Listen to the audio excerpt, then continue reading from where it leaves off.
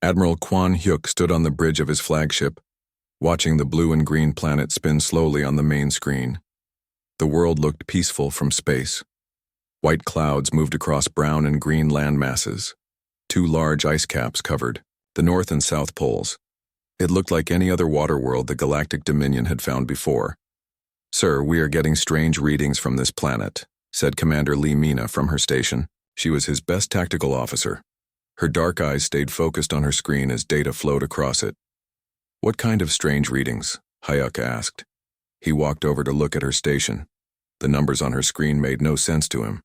The planet has radio signals coming from it, very basic ones, but there are also other signals we cannot understand. They are much more advanced than the radio signals. Dr. Park Seon looked up from his science station. He was the ship's expert on alien life forms. "Admiral, this world shows signs of multiple mass extinctions, but each time life came back stronger than before. This is very unusual." Hyuk frowned. The Galactic Dominion had found thousands of worlds with life on them. Most were simple plants and animals. Some had primitive people living on them. The Dominion had a simple way of dealing with these worlds. They would take the useful resources and move any smart creatures to reservation planets where they could live in peace. "How primitive are the life forms on this world?" Hyuk asked. "The radio signals suggest they are at the level of basic space flight. Maybe they can reach their own moon." "Nothing more than that," Mina said. "Perfect. Another easy world to add to the Dominion," Hyuk said. He turned to his communications officer. "Send a message to Fleet Command. Tell them we have found another primitive world ready for development." But Dr. Park Seon was still studying his readings. "Sir, there is something else. I am detecting energy signatures that do not match with a primitive civilization." "What do you mean?" Hyuk asked. "Some areas of the planet show energy levels that match our own weapons, but that should be impossible for such a primitive world." Hyuk walked back to the main screen. The planet looked so peaceful. How could it have advanced weapons? "Are you sure about these readings?" "I have checked them 3 times. The energy signatures are definitely there. They are in areas that match the population centers we detected." Commander Mina suddenly stood up straight. "Sir, we are receiving a transmission from the planet." "Put it on the main screen," Hyuk ordered. The image of the planet disappeared. In its place appeared text in perfect galactic standard language. Hyuk's eyes widened. How could these primitive people know their language? The message was simple and direct. "You have 72 hours to leave our system. This is your only warning." The bridge fell silent. Everyone stared at the screen. No primitive world had ever threatened the Galactic Dominion before. Most newly discovered civilizations were afraid when they saw the huge Dominion ships. They usually tried to hide or surrendered immediately. "Sir, how do they know our language?" asked Lieutenant Kim Jae, the ship's communication specialist. "I do not know," Hyuk said. His voice was quiet but firm, but no primitive world tells the Dominion what to do. Dr. Park Seon was studying his instruments again. "Admiral, the message is being broadcast from every major population center on the planet at the same time. This level of coordination suggests a much more advanced civilization than we first thought." "Impossible," Commander Mina said. "Our long-range scans showed only basic technology. Chemical rockets, simple satellites, basic computers." "Then how do they know we are here?" Hyuk asked. "Our ships are cloaked. They should not be able to detect us." "I do not know, sir. But they clearly can see us somehow." Hyuk looked at the countdown timer that had appeared below the message. 71 hours and 58 minutes remaining. The numbers kept going down second by second. "Sir, what are your orders?" Mina asked. Hyuk thought carefully. The Dominion had conquered 847 worlds across the galaxy. They had never failed to bring a new world under their control. But they had also never received a warning like this from a supposedly primitive planet. "Continue scanning the planet. I want to know everything about these creatures, how they learned our language, how they detected our ships, and what these energy signatures really are." "Yes, sir." Dr. Park Sion said. He began working at his station with renewed focus. Should we report this to Fleet Command? Mina asked. Not yet. Let us learn more about what we are dealing with first. The hours passed slowly. Dr. Park Sion kept finding more strange readings from the planet. The energy signatures were not just in a few places. They were everywhere, hidden under the ground, in the oceans, even in space around the planet where their sensors showed nothing. Admiral, I am detecting something else, Park Sion said after several hours. There are structures under the planet's surface. Very large ones. They seem to be connected by tunnels that go all around the world. What kind of structures? Unknown. But they are generating massive amounts of energy. Much more than anything we have ever seen from a primitive civilization. Lieutenant Kim Jae looked up from his station. Sir, I have been monitoring their communications. They are not panicking about our presence. In fact, most of them seem to be going about their normal daily lives. That is strange, Hyuk said. Most civilizations panic when they first see our ships. There is something else, sir. Some of their communications suggest they have been expecting us. Expecting us? How is that possible? I do not know. But several of their broadcasts mention the visitors and discuss whether they should make them go away or let them stay and learn. Hyuk felt a chill run down his spine. These people were talking about the mighty Galactic Dominion like they were annoying insects that could be swatted away if needed. The countdown timer now showed 48 hours remaining. Hyuk knew he had to make a decision soon. He could retreat and report this strange world to Fleet Command, or he could stay and try to understand what they were really dealing with. Dr. Park, keep scanning. I want to know what is really down there. Yes, sir. As the hours passed, one thing became clear. This blue and green world was not what it seemed. The creatures living on it were far more advanced than their basic technology suggested, and somehow they knew about the Galactic Dominion. Hyuk watched the countdown timer and wondered what would happen when it reached 0. For the first time in his long career, he was not sure the Dominion would win this encounter. The planet kept spinning peacefully below them, hiding its secrets behind white clouds and blue oceans. Fleet Admiral Cho Daeho arrived with 200 ships. His massive battle group filled the space around Earth like a metal cloud. Each ship was the size of a city. Their weapons could destroy entire planets. Cho had used this fleet to conquer 12 worlds in the past 5 years. This will be easy, Cho told his officers as they gathered in the command center of his flagship. A primitive world that thinks it can threaten the Galactic Dominion will learn respect. Dr. Kim Yuna, his chief science officer, was not so sure. She had been studying the data from Admiral Hyuk's first contact with Earth. The numbers did not make sense. Sir, there are things about this world that we do not understand, she told Cho. Such as? Cho asked. He was a big man with scars on his face from many battles. He did not like being told that anything was beyond his understanding. They knew our language perfectly. They detected our cloaked ships, and the energy readings from their planet suggest technology far beyond what we expected. Dr. Kim, you worry too much. No primitive world can stand against the might of the Dominion.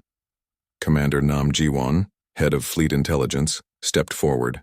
Admiral, we have intercepted some of their communication networks. What we found is very strange. Show me, Cho ordered. Nam Ji-won activated a large screen. Text and images from Earth appeared on it. This is what they call the Internet. It connects all their computers around the world. Cho looked at the screen. What am I looking at? Technical documents, sir, plans for weapons and machines. But these plans show technology that matches our own in many cases. Some of it is even more advanced. Dr. Kim Yuna nodded. They have detailed information about fusion reactors, gravity manipulation, and faster-than-light travel. But according to our scans, they only have basic chemical rockets. How is that possible? Cho asked. We do not know, sir. But there is more. They have what they call fiction. Stories they make up for entertainment. These stories show perfect knowledge of space warfare tactics, alien contact procedures, and advanced physics. Captain Yang Tae-hoon joined the discussion. He commanded the stealth ship Silent Thunder. Admiral, we have been watching their military forces. They are not preparing for war against us. Of course not. They know they cannot win. No, sir. That is not what I mean. They are not afraid of us. Their military leaders are having meetings about whether we are worth the full response or if they should handle this quietly. Cho frowned. No primitive civilization talked about the Galactic Dominion this way. What do you mean by full response? We do not know. But their communication suggests they have options they have not used yet. Dr. Kim Yuna brought up more data. Sir, we have detected massive installations under their planet's surface.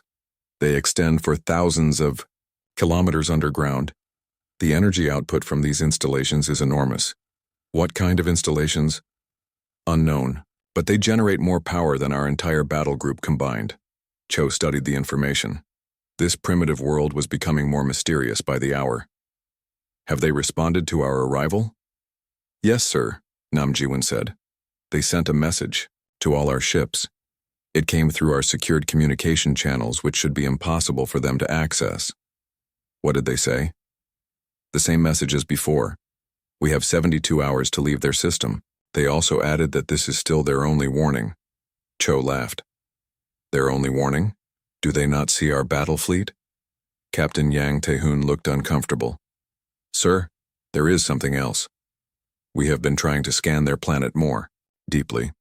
Our sensors keep failing. Not breaking, just failing to work properly when pointed at certain areas. What kind of areas? The areas with the highest populations and the strongest energy signatures. Dr. Kim Yuna added more disturbing information. Admiral, we have analyzed their entertainment media more carefully. Their science fiction contains accurate descriptions of our ship designs, our weapons, and our military tactics. They should not know any of this. Are you saying they have spies in the Dominion? I do not think so, sir. It is more like they have studied us from a distance for a very long time. Commander Nam Ji-won pulled up intercepted communications from Earth. Sir, listen to this. This is from one of their military commanders. A voice spoke in perfect galactic standard. The visitors seem peaceful enough. Their positioning is defensive, not aggressive. Should we give them more time to reconsider?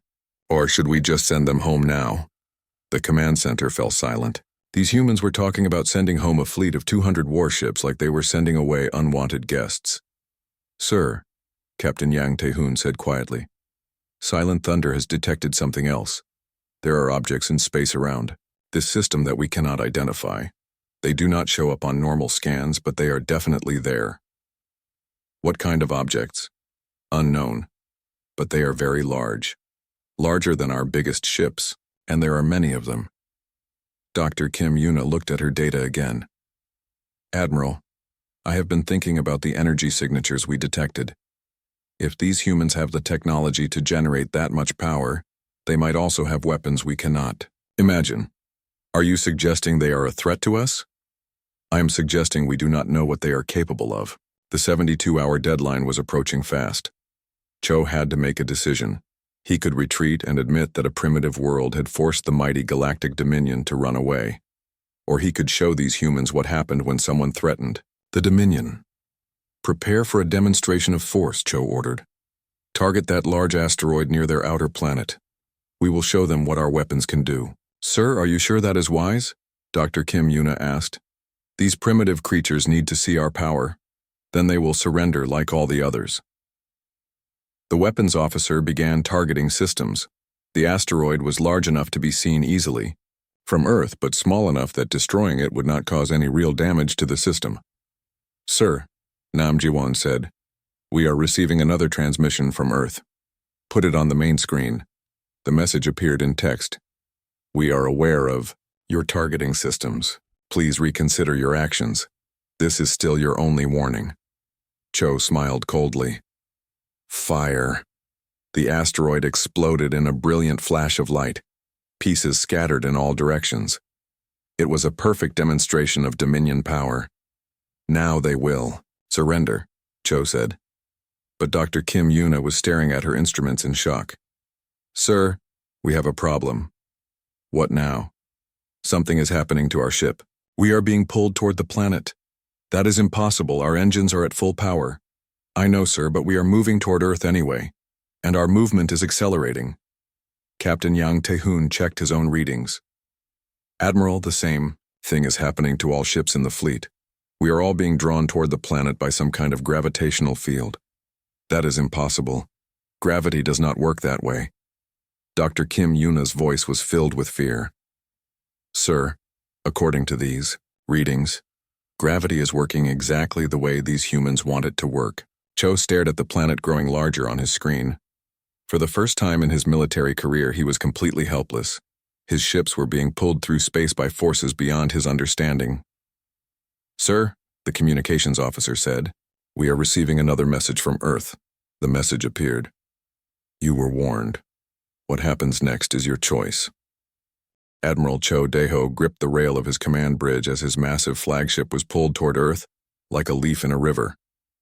The engines of the Sovereign's will roared at maximum power, but they could not stop the slow, steady movement toward the planet below. Status report, Cho demanded. All systems are working perfectly, sir, reported Chief Engineer Park Min-soo. Engines at full power, shields at maximum, but we are still being pulled toward the planet. Dr. Kim Yuna studied her instruments with growing amazement and fear. Sir, the gravitational forces around our ships have been changed somehow. It is like someone is reaching out and moving us with invisible hands. That is impossible, Cho said. No civilization can control gravity itself. According to these readings, sir, someone can. Captain Yang Tae-hoon's voice came over the communication system from his stealth ship. Admiral, Silent Thunder is experiencing the same thing. We are being pulled toward Earth, but our ship is not being damaged. It is like we are being guided rather than attacked. Commander Nam Ji-won looked up from his station. Sir, I am detecting strange readings from several other ships in the fleet. Their faster-than-light drives are shutting down. Shutting down? Are they broken? No, sir, the drives are working perfectly, but they cannot connect to the space around them. It is like the space itself is not allowing faster-than-light travel. Dr. Kim Yuna's eyes widened as she understood what was happening. Admiral, they are controlling the basic forces of physics around our ships. They have isolated us from the rest of the galaxy. Who has this kind of power? Cho asked. Before anyone could answer, a new voice filled the bridge. It came from everywhere at once, speaking perfect galactic standard with a calm, female voice. This is Director Han Byul speaking for Earth's Orbital Defense Coordination. We have disabled your faster-than-light capabilities and placed your fleet under our protection. This is not an attack. It is a courtesy. We are giving you time to reconsider your intentions before you force us to take measures that cannot be undone. Protection? Cho shouted at the air. You are holding us prisoner. We are preventing you from making a mistake that would end badly for everyone involved. Your ships and crews are completely safe. Your weapon systems are still functional. We have simply removed your ability to leave or to cause significant damage to our system. Commander Nam Ji-won was studying his instruments carefully. Sir, she is right. All our weapons are still working. Our life support is normal. Our communications work perfectly. They have only disabled our faster-than-light drives and created this gravitational field. Dr. Kim Yuna was running calculations on her computer. The numbers made her face turn pale. Admiral, the level of control they are showing over gravitational forces suggests technology far beyond anything in the Dominion. If they can manipulate gravity this precisely, they could also what? Cho demanded. They could collapse stars, sir, or tear planets apart, or create black holes wherever they wanted. The bridge fell silent. Every officer understood what that meant. If these humans could control gravity this way, they could destroy the entire galactic dominion without using traditional weapons. Han Byul's voice returned. We can hear your communications, Admiral Cho. Dr. Kim is correct about our capabilities. But we hope you notice that we are not using those capabilities against you. We are being as gentle as possible. Gentle, Cho said. You have trapped our entire fleet. We have kept your fleet safe while giving you time to think. Consider what could have happened if we had responded to your attack on our asteroid differently. Captain, Yang Tae-hoon's voice came over the communications again. Admiral, Silent Thunder has intercepted more Earth communications. They are discussing this situation, but it is not their military leaders talking. What do you mean? The people handling our fleet are from something they call their diplomatic corps. Their actual military has not even been told about us yet. Dr. Kim Yuna looked at her readings again. Sir, if this is just their diplomatic response, what would their military response look like? No one wanted to answer that question. Han Byul spoke again. We understand your confusion. The Galactic Dominion has never encountered a civilization that could defend itself effectively. You are used to primitive worlds that surrender immediately or fight with weapons you can easily defeat. Are you saying you have been watching us? Cho asked. We have been aware of the Dominion for quite some time. We know your expansion methods. We know your military capabilities. We know about the 847 worlds you have brought under your control. Commander Nam Jiwan felt a chill run down his spine. How long have you been watching us? Long enough to understand your civilization. You are not evil, Admiral Cho. You believe you are bringing peace and order to the galaxy, but your methods cause suffering to many species. Captain Park Junho, commanding the science vessel Deep Thought, reported in. Admiral, we have been analyzing the gravitational effects around our ships. The precision required to move 200 ships this way without damaging them is incredible. They would need to control gravity down to the smallest level. What does that mean? Cho asked. It means they could reach out and stop the heart of every person on every ship if they wanted to. Or they could make us all weightless. Or they could increase gravity until we could not move. But they are doing none of those things. Dr. Kim Yuna understood the message. They are showing us they could kill us all instantly, but they choose not to. Han Byul's voice returned, warmer now. Dr. Kim understands correctly. We could end this encounter in many different ways. We could disable your ships and send you home with no memory of finding Earth. We could destroy your fleet so quickly that you would not have time to send a warning to the Dominion. We could even reach out to every Dominion world and shut down your entire civilization. Then why do you not do it? Cho asked. Because we prefer cooperation to conquest. We would rather have neighbors than subjects. The fleet continued its slow movement toward Earth. But now everyone understood they were not being attacked. They were being given a lesson in humility by a civilization that could have destroyed them without effort. What do you want from us? Cho asked finally. We want you to make a choice, Admiral. You can continue trying to conquer primitive worlds, or you can learn that the galaxy is much more dangerous than you know, and that you have been living in a protected area without realizing it. Protected by whom? Protected by us. There are things in the dark spaces between stars that make your empire look like children playing with toys. We have been keeping them away from this region of space for a very long time. Dr. Kim Yuna's instruments detected something new. Sir, there are massive objects appearing around our fleet. They are decloaking. On the main screen, huge structures became visible. They were larger than Dominion cities, and there were dozens of them. They had been there all along, watching and waiting. Those are our defensive platforms, Han Byul explained. They have been protecting this region of the galaxy for over 300 years. Your empire exists because we allow it to exist.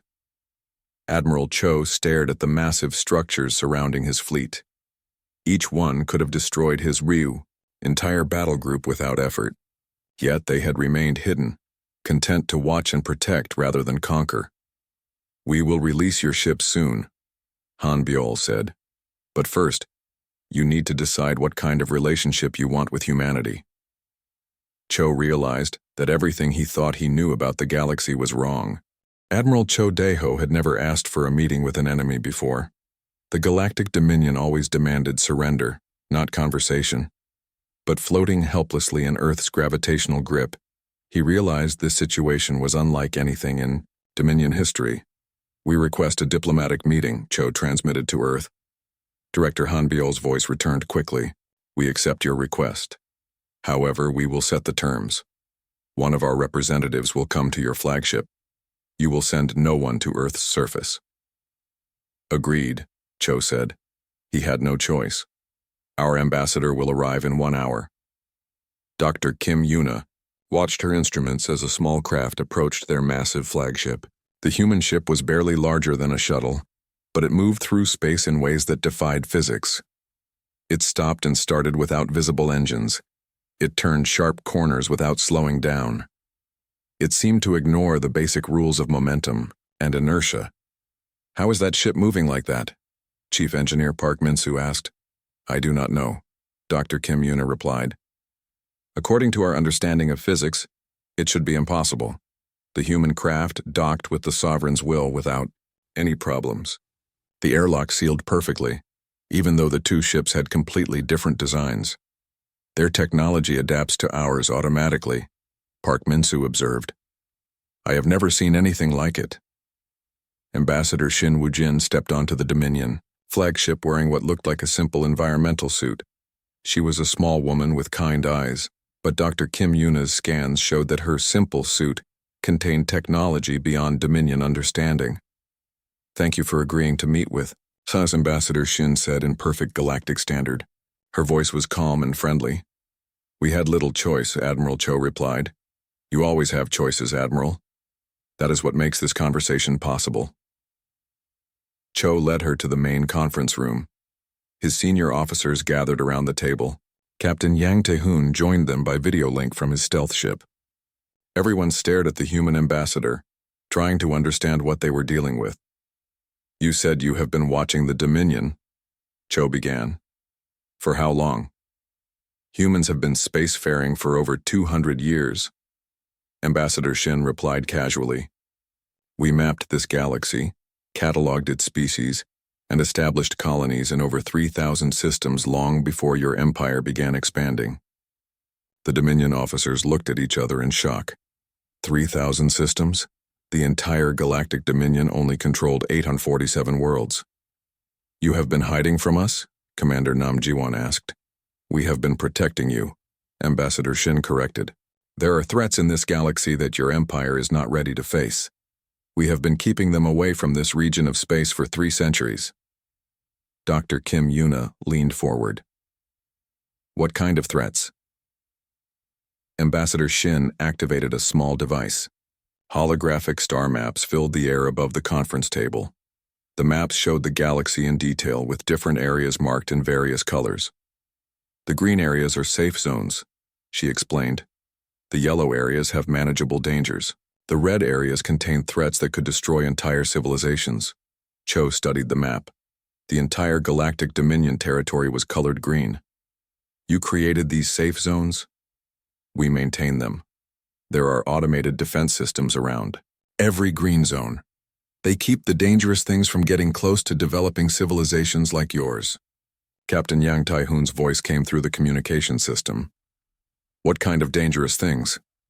"Rogue artificial intelligences that consume entire solar systems for raw materials.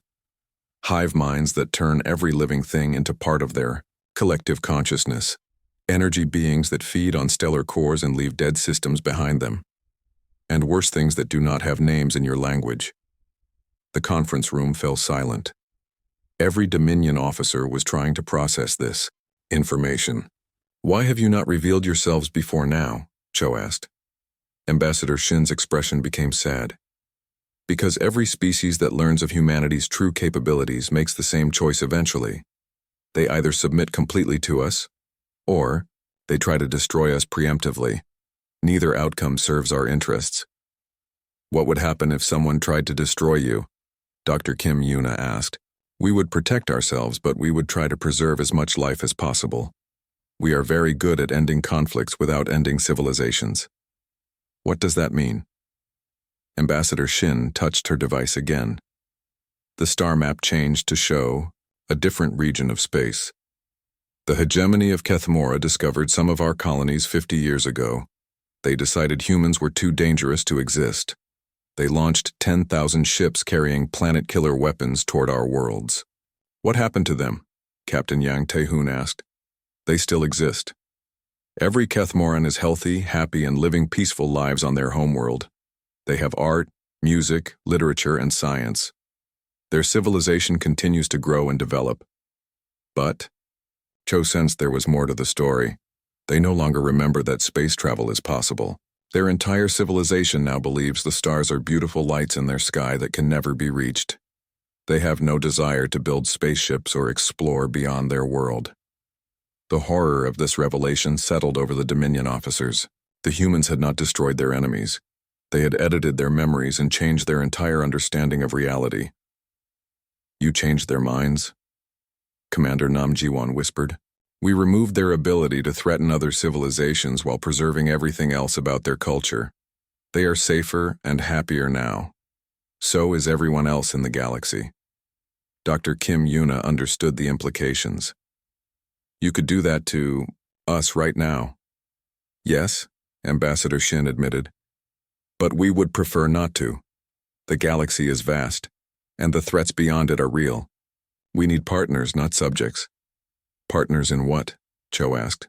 In protecting life throughout the galaxy, in exploring new regions of space, in preparing for threats that may come from other galaxies, in building something better than conquest and dominion.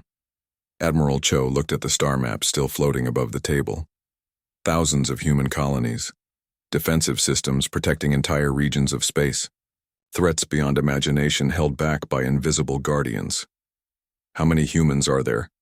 He asked. Enough, Ambassador Shin replied. But numbers do not matter when you have the right technology. Captain Park Junho's voice came through communications from his science vessel. Ambassador, our instruments detected the gravitational manipulation you used on our fleet. The precision required suggests you can control the fundamental forces of physics themselves. We can, she confirmed. We can also travel instantly between any points in space, manipulate matter at the atomic level, and influence biological processes in living beings. But we use these abilities only when necessary. Why? Cho asked. With that kind of power, you could rule the entire galaxy. We could, but ruling requires controlling others against their will. We prefer to cooperate with civilizations that choose to work with us. Ambassador Shin stood up from the table. Admiral Cho, I am going to give you a choice. The Dominion can continue, as it has, expanding within the boundaries we have established. Following the ethical guidelines we have been subtly encouraging, you can maintain your independence, your culture, and your dignity. What is the alternative? You can force us to intervene directly in Dominion affairs. We would prefer not to, but we will not allow the suffering of innocent species to continue indefinitely. What would direct intervention mean? Dr. Kim Yuna answered before Ambassador Shin could speak. They could shut down every Dominion ship simultaneously. They could isolate each of our worlds within localized space-time bubbles. They could remake our entire civilization without firing a single shot. Ambassador Shin nodded. Dr. Kim understands the situation clearly. We have done it before when necessary, but we hope it will not be necessary with the Dominion. What do you want from us? Cho asked. We want you to evolve, to become something worthy of partnership with humanity, to help us protect the galaxy, instead of just conquering parts of it. She moved toward the door. You have time to think about this choice. Your fleet will be released when you are ready to return to Dominion space. But remember, the galaxy is much larger and more dangerous than you knew. You have been living under our protection for your entire history. How long do we have to decide? Cho asked. As long as you need, but choose carefully.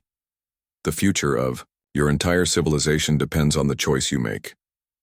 Ambassador Shin left the conference room, returning to her impossible ship.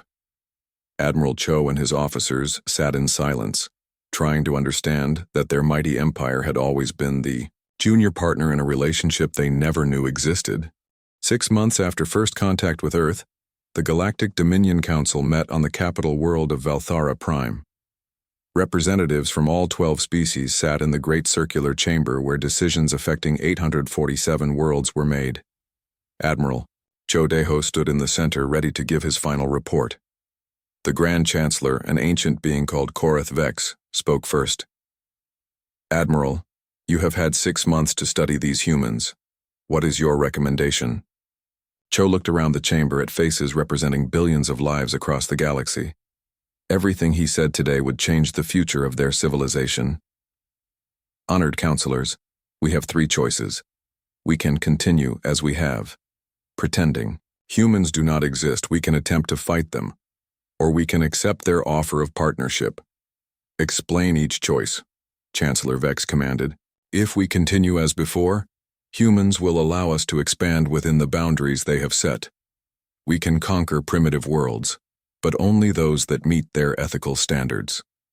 We will never know when we have reached the limits they have placed on us until we try to cross them. Counselor Zeph Mora, representing the warrior Cradaxian species, spoke angrily. The Dominion does not accept limits imposed by others. With respect, Counselor, we have been accepting their limits for our entire history. We simply did not know it. Cho activated a holographic display showing the star maps Ambassador Shin had shared. These are the areas where humans have colonies. Over 3,000 systems. Our entire empire exists in the spaces between their worlds. The council chamber erupted in shocked voices. Counselors argued with each other in a dozen different languages. Silence, Chancellor Vex commanded. Admiral, continue. Our second choice is to fight. Dr. Kim Yuna has spent 6 months analyzing human technology. Her conclusion is that we would lose any conflict within hours. Dr. Kim Yuna stepped forward.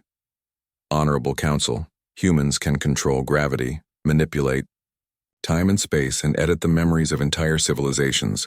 They could disable our entire fleet without destroying a single ship. They could make us forget that space travel exists. Or they could simply move all our worlds to different parts of the galaxy where we could never find each other again. Counselor, Thex Rimmond of the Nexarian Republic asked, have they threatened to do these things? No, Counselor. They have been very careful to show us their power without using it harmfully. But they have also made it clear that they will protect innocent civilizations from our expansion methods. What is the third choice? Chancellor Vex asked. Admiral Cho took a deep breath. Partnership. Humans have offered to share some of their knowledge and technology if we agree to help them protect the galaxy from external threats.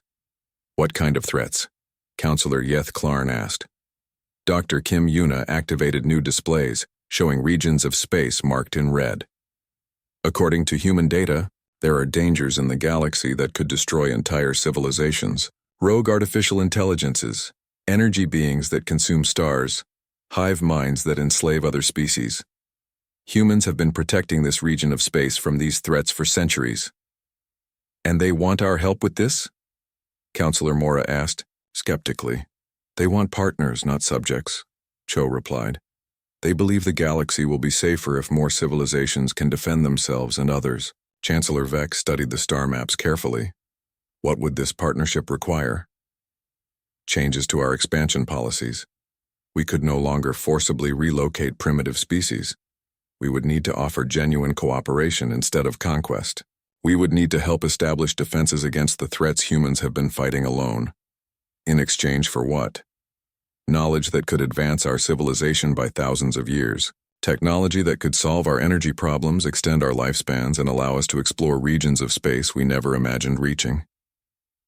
Counselor Zeth Varan of the Hegemony spoke quietly. Admiral, in your personal opinion, can we trust these humans? Cho considered the question carefully. Counselor, they could have destroyed our fleet during first contact. They could have taken control of our empire at any time in our history. Instead, they protected us from dangers we did not even know existed. If they wanted to harm us, they had countless opportunities. But they also demonstrated that they could edit our memories or shut down our civilization at will. Counselor Mora pointed out. Yes, but they chose not to. That tells us something important about their character. Dr. Kim Yuna added, Counselors, we have studied human culture through their communications networks. They value diversity, cooperation, and the protection of life. Their offer appears genuine. Chancellor Vex stood up from his throne. We will vote. All in favor of continuing our current expansion policies? 3 counselors raised their hands. All in favor of attempting to fight the humans? No hands were raised. All in favor of accepting the human offer of partnership? 9 hands rose into the air. The decision is made, Chancellor Vex announced. We will accept partnership with humanity. Admiral Cho felt relief wash over him. I will send our response to Ambassador Shin immediately. 3 days later, Ambassador Shin Woo-jin stood in the same council chamber. She looked small among the diverse alien representatives, but everyone present understood the power she represented. The Galactic Dominion accepts your offer of partnership, Chancellor Vex announced formally. We are pleased, Ambassador Shin replied. This decision will benefit everyone in the galaxy. What happens now? Cho asked. Now we begin working together. We will share defensive technologies that can protect your worlds from external threats. We will provide energy systems that do not require mining primitive worlds. We will teach you methods of space exploration that do not disturb developing civilizations. And what do you expect from us? Help us establish a network of defensive positions throughout this region of space. Assist us in monitoring for new threats. Share your knowledge of the civilizations and species in your territory. Most importantly, help us prove that different species can work together for the benefit of all. Counselor Mora asked, Will you still remain hidden from most of the galaxy? For now, yes. But perhaps in the future, when more civilizations are ready, we can reveal ourselves more widely. Change must happen gradually to be lasting.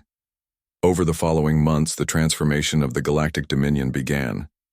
New exploration ships were equipped with advanced sensors that could detect threats from space. Energy systems were upgraded, with clean fusion technology that eliminated the need for resource extraction from primitive worlds. Most importantly, first contact procedures were changed to offer cooperation instead of demanding surrender. The first test came when Dominion explorers discovered a world called Nethys Prime, inhabited by creatures still using steam power. Under sea, the old system, the inhabitants would have been relocated to make room for mining operations. Under the new partnership with humanity, the Dominion offered to help them develop their technology and protect them from external threats. The Nethysians accepted gladly.